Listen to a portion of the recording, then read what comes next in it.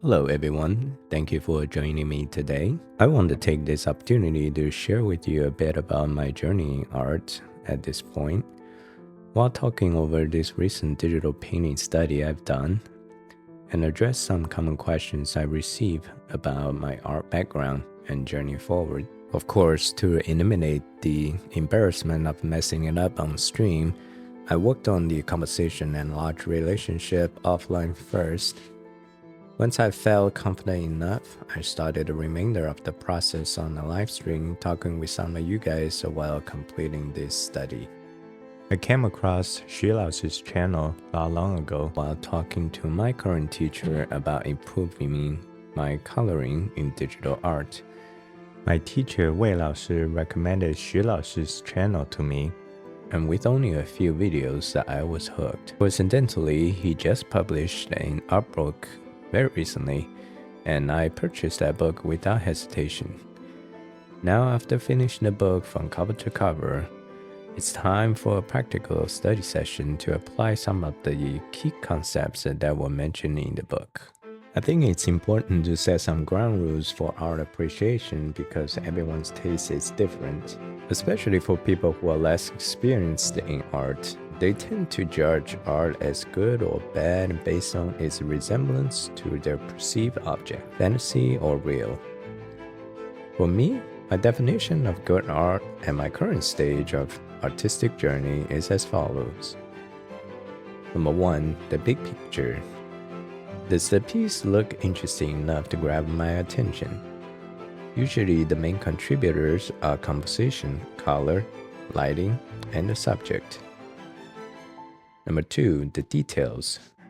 Once I'm intrigued by the big picture, do I want to invest time dive into the details? Does the work have enough substance for me to explore? Here, the main contributors are textures, brushstrokes, interesting patterns, and shape language. And lastly, cohesiveness. When we consider the big picture and the details, do they come together in a harmonious way, or does the style mismatch, appearing messy? Now, after understanding my objective, let's dive into this piece a little deeper. And here I'm listing the 2 brushes I used throughout the painting process. I used the gouache for 95% of the drawing, and flicks for laying down the background and some minor texture touch. And please note these are default Procreate brushes. With the exception of flicks, I added a variation to hue and saturation to let the computer automatically generate some variation. I set it to 15% each, and that seems to satisfy what I need. As some of you have already heard me talk about my shortcomings in art, colors, and lighting. And these areas are the main focus points of this art book and Xu Laoshi's specialty. The key takeaway from working on this specific study is that when Xu Laoshi portrays a subject in different lighting scenario, in addition to altering values, he consciously uses variations in saturation and hue to add other interesting elements as well. In the past, I'm usually just limited to change in values to reflect the light changes, but working on saturation can achieve some amazing effect. Let's do a quick recap of these terms I just used. Hue is what we typically think of as color. It's the parameter that gives each color a name, such as red, green, or blue. Saturation is the intensity or purity of color. At maximum saturation, the color is purest, and at 0 saturation, the color will appear as a shade of gray. Value is the brightness of the color. Value 0 is black, and 100 is white. Here, the book gave some good examples of using saturation variations to give more vibrancy to the painting. The shadow region of a semi-transparent material, such as the human skin, should be done with increasing saturation. Also, the cast shadow of such semi-transparent material would also be painted with higher saturation. And another example is that in the shadow region of an object that's subject to bounce light, the color of the bounce light will be in the local color of the adjacent material, and that bounce light would appear in an increase in saturation. And we see the application of this concept in practical human drawings all the time. Here we have the shadow regions between the armpit, the shadow regions between two hands touch each other, the neck underneath the chin, in between fingers, in between lips, and a finger that is touching the skin. Also, when making hue changes, the key is not to shift to adjacent colors, but to boldly shift to complementary colors. For instance, if the light source is a warm color, then the shadow should be a cool color, and vice versa.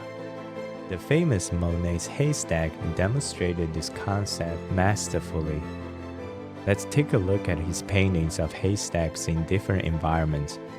Instead of simply adjusting values, Monet made a huge plate of hue and saturation variations to portray the light and shadow relationship in his painting. My second important takeaway from this book is the artist's painting strategy in focusing on the right details to render. Xu Laoshi separated most important paintings into two categories.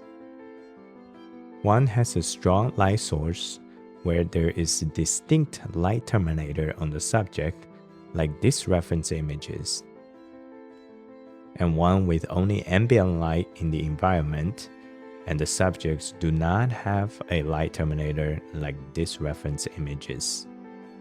The book suggests that transition areas such as the terminator should be jammed with lots of color variations.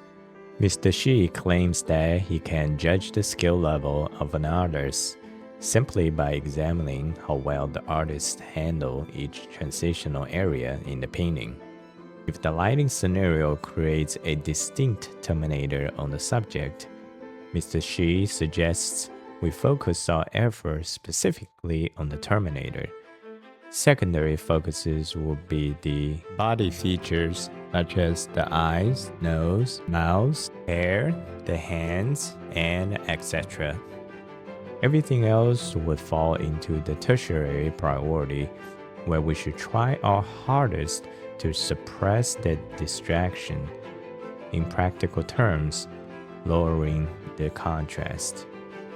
In summary, high contrast at the terminator, medium contrast for facial features, and low contrast on everything else. If the lighting scenario has only ambient light, where the subject does not have a terminator, then there will be only two priorities.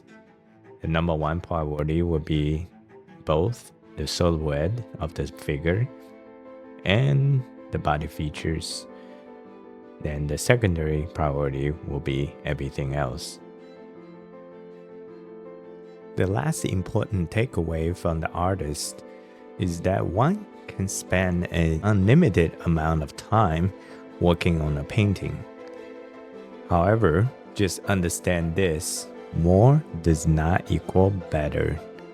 Knowing when to stop is also a test for the artist's development in terms of skill, judgment, and experience.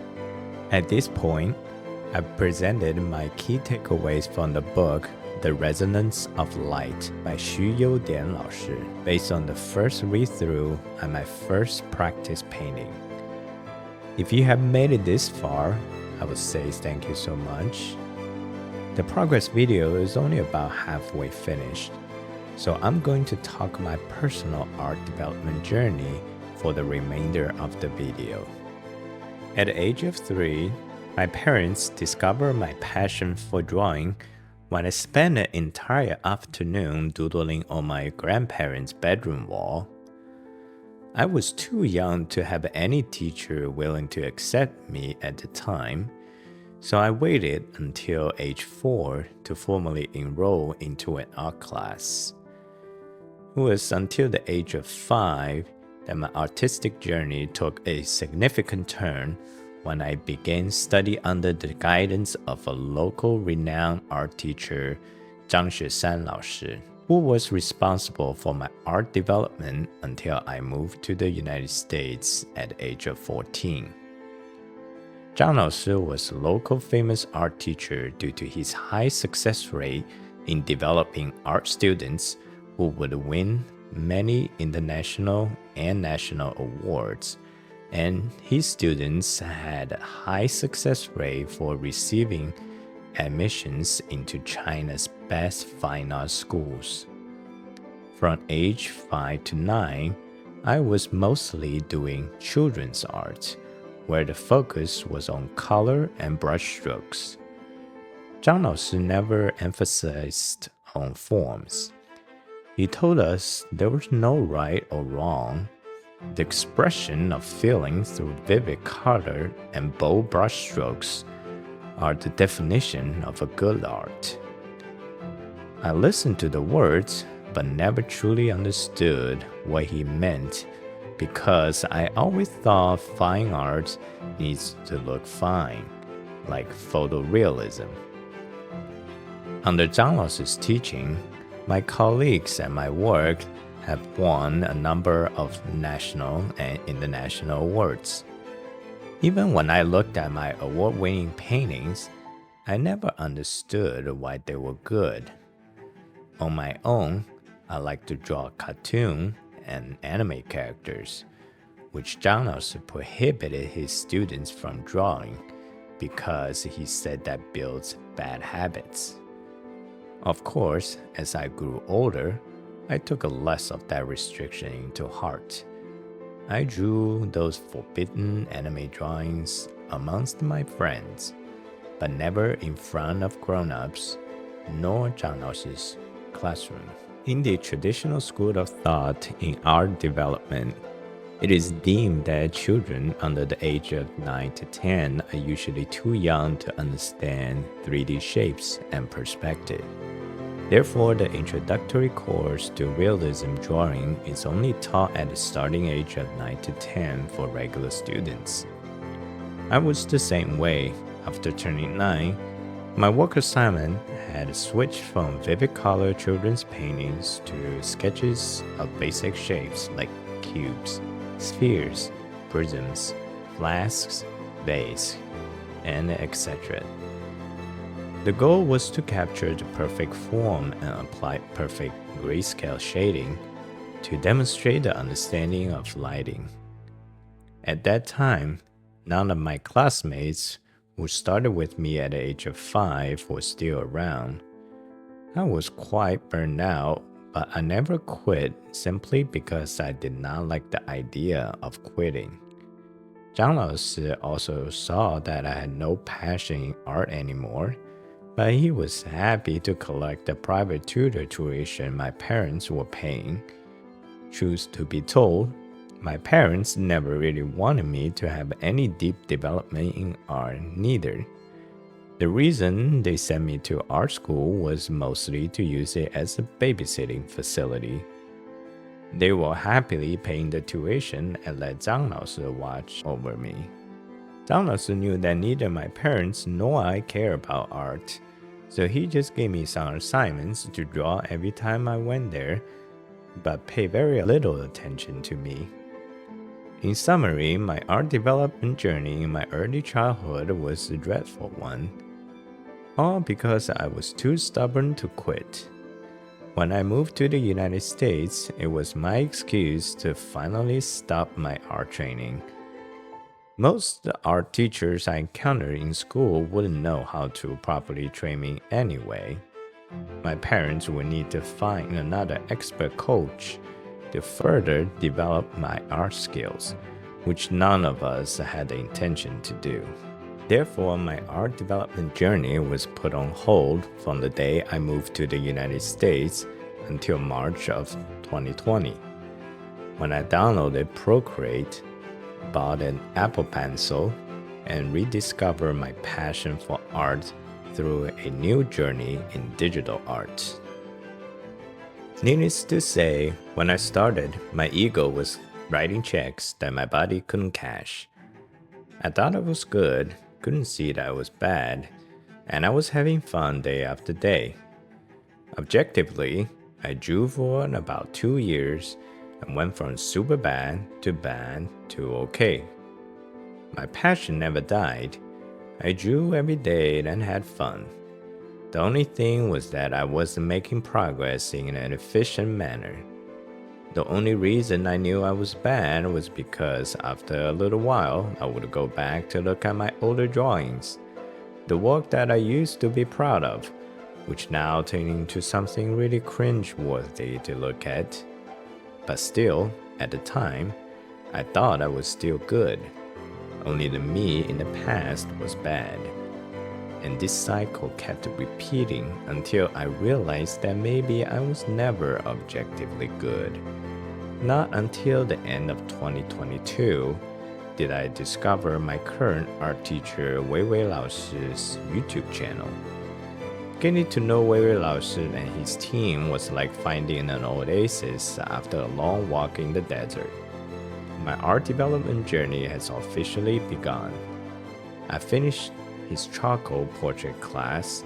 I'm going to show you some sample work here.